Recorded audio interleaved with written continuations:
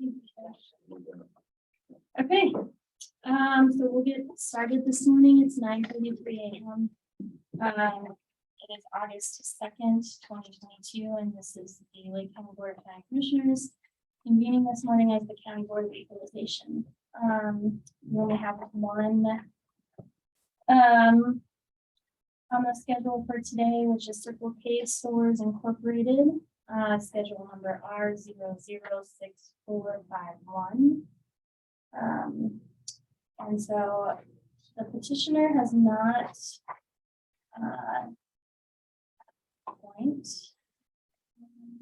he's on the Zoom. There's nobody in the room with us on the petitioner's behalf. So we'll wait. Stephanie's making just a couple copies, and when she gets back, we'll have her walk us through the petitioner's request, and then have John.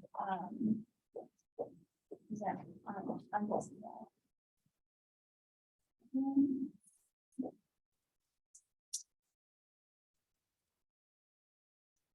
Okay. So Steph, we just opened the meeting and this started. Okay. And do you have any background or information on the petitioner's request for their appeal for property value, or what they are appealing? I'd be glad or John, provide that information. Sure. I don't know if you were given any copies of anything, but what I have here Yeah, we have is the petitioner's original protest. This was filed, I believe, in May, dated May 18th. Yep. It's requesting a value of $218,000, $218,203. On the third page, it looks like this. Yep. It is a cost approach. Cost approach is simply an approach that they use a service that many appraisers use. They look up the building, they classify the building, they follow the book through to find out what each component of the building is based on the classification, what the cost service recommends or says that the cost of the building would be, and then at the end they depreciate the building. And that's essentially all that they gave with their petition. And so in a way, I'm presenting a case for them. That's what I have. There isn't a petitioner online, so I'd be glad to answer questions. I can't answer questions about why they did what they did, but if you have questions about the form, I'd be glad to answer the questions about the form. I do not have any questions at this time. No. And I don't see anybody from the petition that's joined us at this point.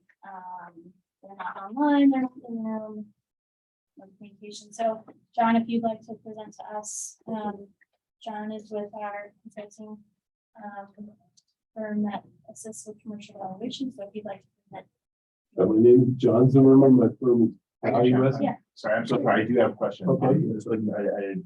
They have three sections, but I assume in the three sections of the building, there's the store, the canopy, and the car wash. Yes. But I'm seeing it, there's no value for the car wash. Yeah, no, I don't believe there is a car wash there anymore.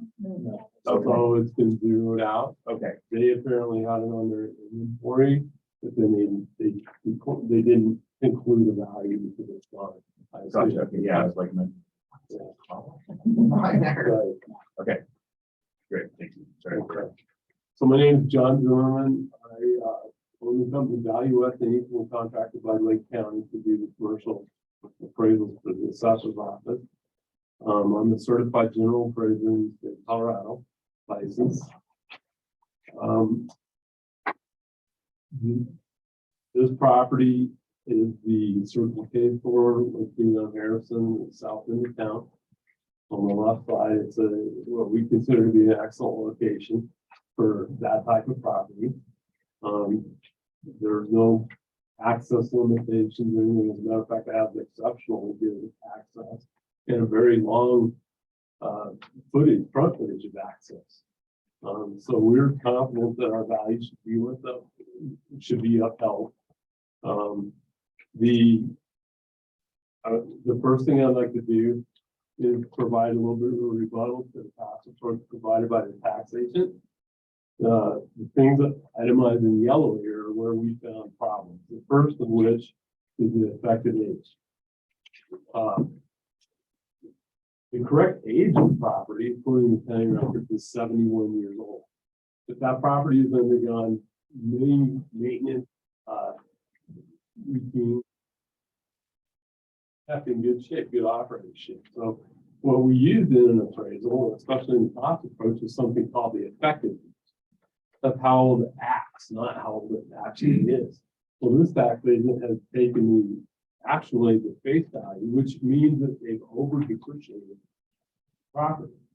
It doesn't act like a property built in 1951. It acts more like a property built in the mid-80s or even the 90s.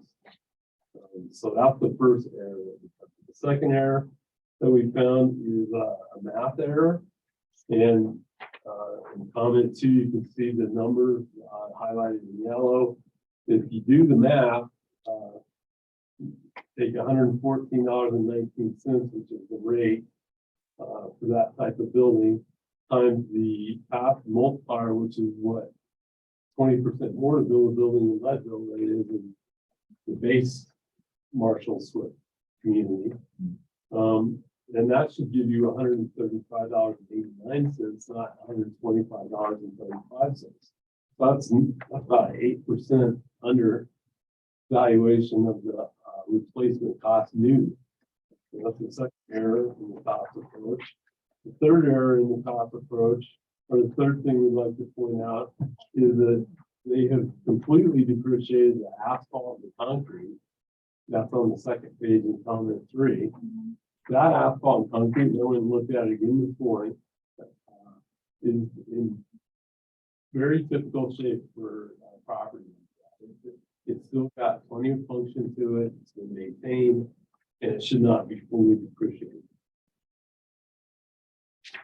So the comment number 4, I guess I would say, is that they have provided no support for their land value, which they use a land valuation of $86,000, $86,200, and our land valuation, which I think is too low in retrospect, even taking our value at face value, which is what they should have done, should have been at $95,778, which is another $9,000 undervaluation with no support at all for their land valuation, for their difference of opinion on the land. I will say we did provide them with all the information and request supporting our conclusion value. Now we'll go quickly to the second packet, the larger of the two. And I think this is mostly self-explanatory, but we looked at our value retrospectively using 3 approaches to value. So we don't do this when we originally value property. Originally, we use a kind of computer system, and then we kind of calibrate it to market value. But when we get an appeal, and then we go value that an appraiser typically follows: the cost approach, the market approach, and the income approach. And we gathered information about each of those approaches. And I'll just real quick walk you through page 2. Well, first of all, in the middle of page 1, you can see that our cost approach summary came out to $309,629. Our sales comparison, $353,860. Our income approach, $350,000. The value that we've got on the property is $180,635. So our conclusion value in this hearing is much higher than even what our original value is, and they're asking for a lower valuation. The property, so you see what it looks like. I know you know what it looks like. You probably drive by it, each of you. So fun to research here. I have a couple. What is the weighted value? What is it weighted? On the top. I think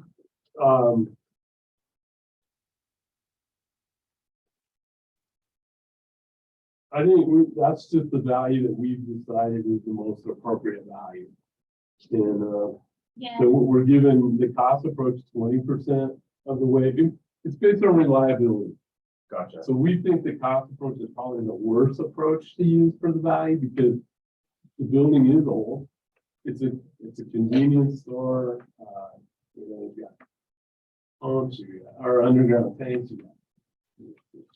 Just the older property is, the more difficult the cost approach is. Okay. The market approach, we've got sales that happened recently. Gotcha. So we Yeah. give them more weight, and we think it's a better indicator of value. And then the income approach is the same way. We've got rents, or estimated rents to the property. If it were to be a rental property, in this case, it seems to be corporate owned property. So, Okay. okay. So, jumping back after the pictures, page 4, you'll see our cost approach. I'm not going to bore you with that, but you can see that it's the same form that they use, only we feel like this is the correctly applied cost approach to the value. So it indicates on the main part of the building that value is 146,627, and on the canopy 27,482. Like they did the car wash, is zeroed out. Okay. We've got a sketch of the property showing you the size. That'd be on page 5. Then this is the part I really wanted to look at. The improved sales on page 6 through about, whatever. Well, let's go 6 through, yeah, 6 through 10. And then those would go through 11. And then the summary on the top of page 12. Those are local competing properties that have recently sold. That, in my opinion, are inferior with the exception of the land sale that happened that is featured on page 11. Out in the new development on the north side of town. So, and that's not there, it's not a C-store yet, it hasn't been developed yet. It's just a piece of vacant land that they bought for $12.50 a square foot for development into convenience. Okay. So that supports more than supports our land. You can see that the income approach at the kind of the lower half of what's written on page 12. We're assuming that the rent rate on that property would the market rent rate would be between $3,000 and $3,500 a month for that store if you were an operator of a convenience store, and that's a minimum.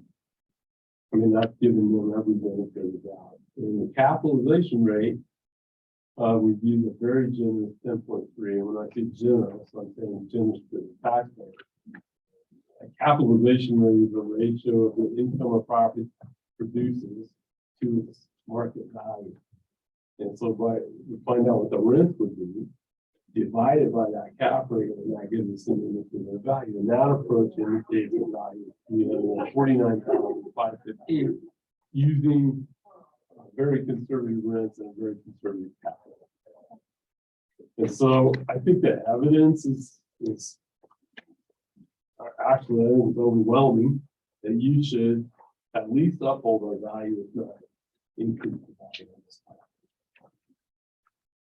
If not, I have, unless you have questions.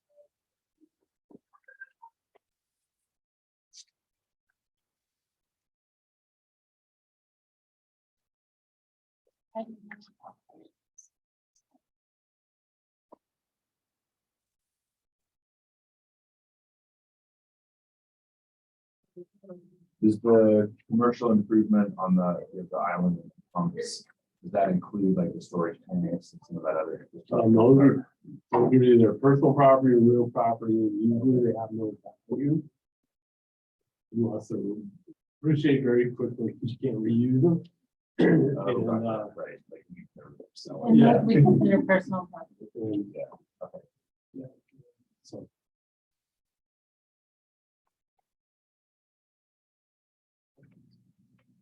I mean, I shouldn't say you can't, but rarely are they used. Yeah.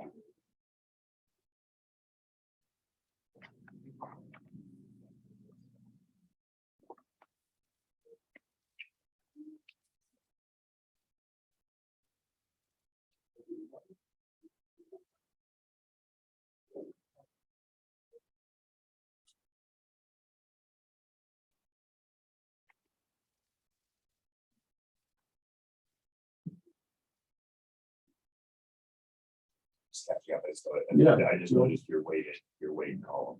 Oh, yeah. It's like, Okay, sorry. I'm catching up. We have to put these reports on it quick because we have a bottleneck. All of our fields come rapidly, yeah, at this time of year, so that's definitely one of it. Yeah. So it's like trying to have a simple so you can use stuff.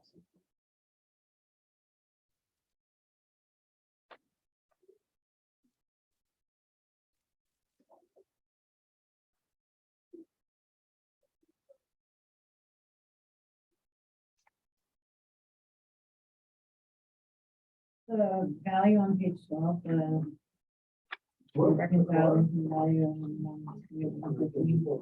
that might be green. For the summary, the value that we're summarizing to is the 340,000. So that's taking away Oh, there we go. into account of the three approaches. It's kind of saying, okay, give and take a little bit from each approach. 340,124 91 square foot for the building square footage with the acceptable value. I'll tell you, if you raise the value, this agent will appeal this to the VA, no doubt. But this case should have been dropped a long time ago. And the agent just called us all together here in this room, and she didn't show up. You decide what I did. I'm more than that.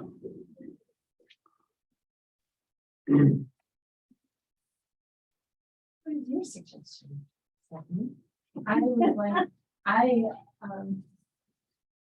not an expert and I'm familiar with what you're talking about, and I suggest that you increase the value to 300,000. It makes a lot of sense. I really appreciate all of your information. Very helpful. Did they provide the income information? Well, this property is a corporate owned store. They probably don't rent it from themselves. If they do, they have an internal rent that's not what we consider an arm's length rent. So it may not be indicative of value.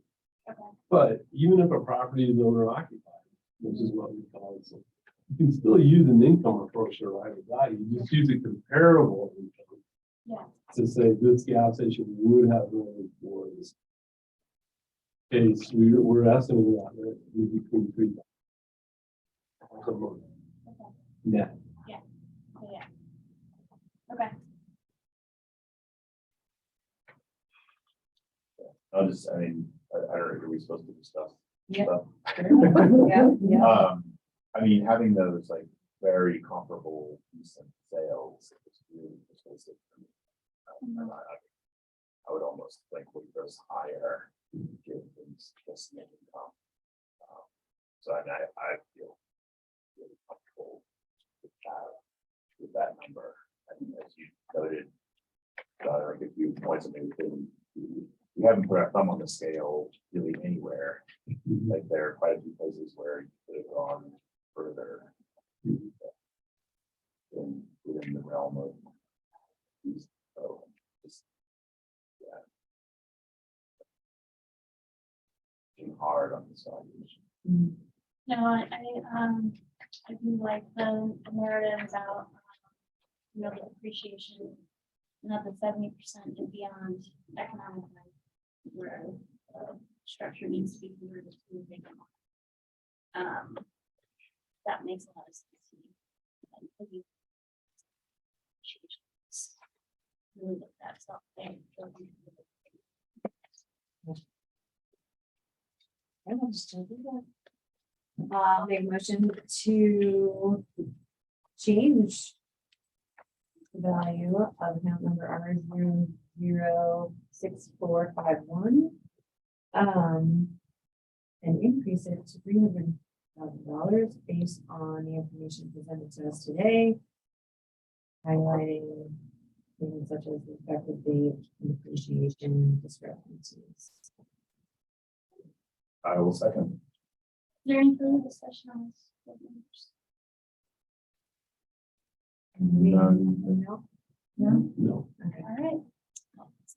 All those in favor? Aye. Aye. Aye. Okay. Thank you very much for your presentation. Thank you. I appreciate it.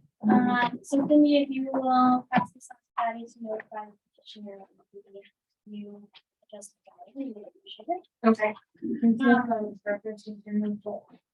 Thank you, John, for those, we appreciate those. And then we reconvene Thursday At 9:30. at 9:30. So if anybody has any questions, between now and then, we want to copy, let us know. So we will adjourn today at 9:54 a.m.